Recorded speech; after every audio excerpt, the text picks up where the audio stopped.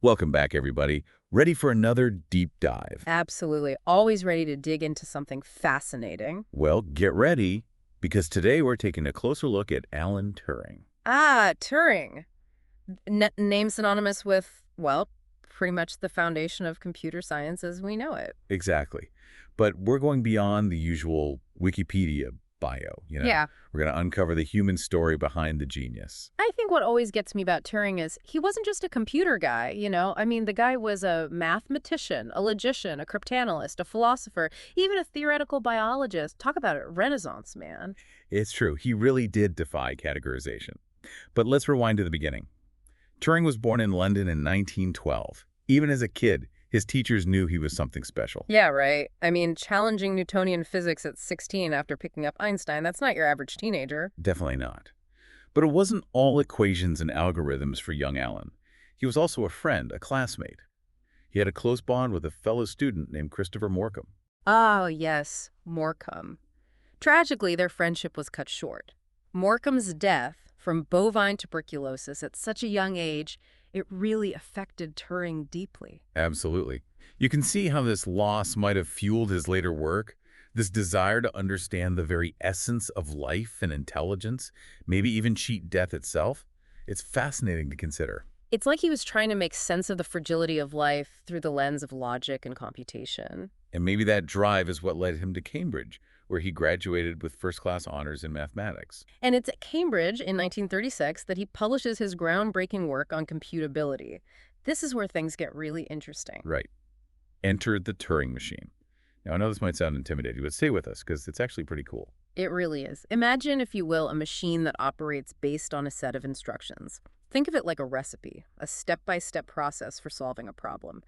That, in essence, is what the Turing machine is. So this machine could theoretically perform any mathematical calculation, as long as you could break it down into those steps. Exactly. It's the foundation of how our computers work today. Algorithms, those instructions I mentioned, are what drive the digital world. So Turing basically figured out the underlying logic of computers before computers even existed. That's incredible. It really is. He created the blueprint for the digital age we live in. And it goes even further. Turing also explored something called the halting problem. The halting problem. Okay, I'm intrigued. Tell us more. Well, the halting problem, it's a concept that still trips up computer scientists today.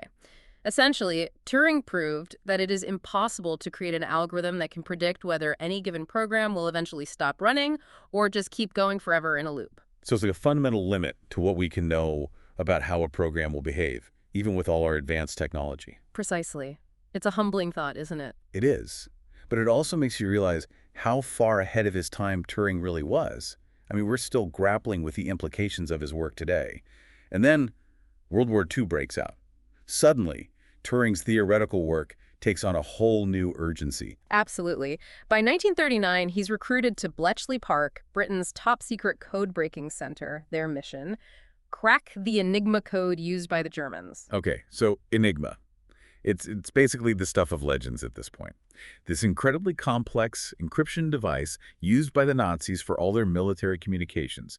The Allies were desperate to break it. And it was about as easy as, trying to predict the weather a year in advance. The Enigma machine, with its rotors and settings, it had something like 150 trillion possible combinations. 150 trillion, that's just mind-boggling. It was a massive challenge. But Turing, he thrives on challenges. He brings his mathematical genius, his knack for pattern recognition, and designs this incredible machine called the bomb. The bomb. It sounds like something out of a spy thriller. So how did it work? Well, imagine it like this. You've got a giant combination lock, right? But instead of numbers, it's using letters and electrical circuits. The bomb was essentially testing out different Enigma settings, eliminating the improbable ones until it hit upon the correct code. So it was kind of a brute force approach, but with a heavy dose of logic and ingenuity to narrow things down. Exactly. And it wasn't just about the machine itself. Turing also developed this technique called banbarismus. It was all about using statistical analysis, probability, to predict the most likely Enigma settings. So again, it's like he's looking for those underlying patterns, those hidden codes, even within a system that seems completely random. Precisely. He had a knack for finding order in chaos, and it worked. Thanks to the work of Turing and his colleagues at Bletchley Park, the Allies were able to decipher countless German messages, giving them a crucial advantage in the war. It's amazing to think that this one man, with his love of puzzles and his brilliant mind, had such a profound impact on the course of history. It's true. His contributions at Bletchley Park are estimated to have shortened the war by years, potentially saving millions of lives. It's hard to imagine a more tangible example of the power of mathematics and logic applied to real-world problems. Absolutely. But for Turing, cracking Enigma was just one chapter in his remarkable story. Even as the war raged on, his mind was already venturing into new territories, returning to those fundamental questions about the nature of intelligence itself. Right. Because after the war, he dives headfirst into the world of computers. I mean, he designs one of the first stored program computers, the ACE. It's like he could see the future of computing unfolding before anyone else. But he wasn't content with just building machines. He wanted to understand what it meant for a machine to truly think. And that leads us to his most famous thought experiment, the Turing test. The Turing test, the ultimate test of artificial intelligence. Imagine this. You're having a conversation, but you don't know if you're talking to another person or a machine. If you can't tell the difference, well, that machine has passed the Turing test. It's essentially demonstrating human-like intelligence. It's a fascinating concept, and it's so relevant today as AI becomes more and more sophisticated. Are we on the verge of creating machines that can truly think like us? It's a question that Turing grappled with decades ago, and it's a debate that continues to rage on today. But Turing's curiosity didn't stop at computer science.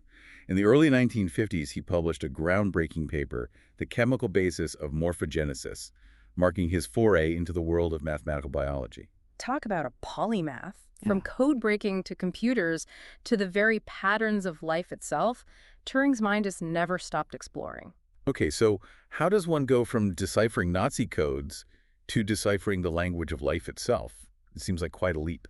It might seem that way, but for Turing, it was all connected. He was fascinated by patterns, whether they were found in encrypted messages, computer algorithms, or even the stripes on a zebra. The stripes on a zebra, what do zebras have to do with mathematical biology? Well, Turing was captivated by this question.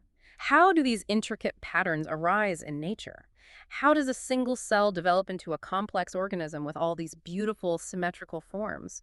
He believed there had to be underlying mathematical principles at play. So he was looking for the code of life, in a sense, the algorithms that govern how organisms develop and grow. Exactly.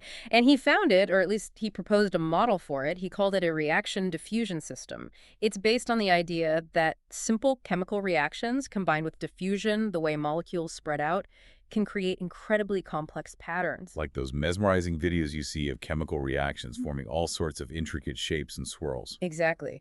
Turing realized that those same principles could explain how a zebra gets its stripes, how a leopard gets its spots, how a sunflower seeds arrange themselves in that spiral pattern. That's incredible. So he was basically saying that the same mathematical language could describe both the man-made world of computers and the natural world of living organisms. Precisely. And his work in morphogenesis continues to influence research in developmental biology today. It's helping us understand how everything from a single cell to a complex human being develops its shape and form. It's amazing to think that one person's curiosity could span such diverse fields. Right. It really highlights the interconnectedness of knowledge, doesn't it? It does, and it speaks to Turing's unique genius.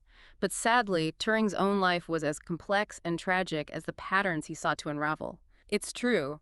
Turing's story is as much a tragedy as it is a triumph. Here he was, this brilliant mind who'd cracked unbreakable codes, laid the groundwork for modern computing, even delved into the mysteries of life itself.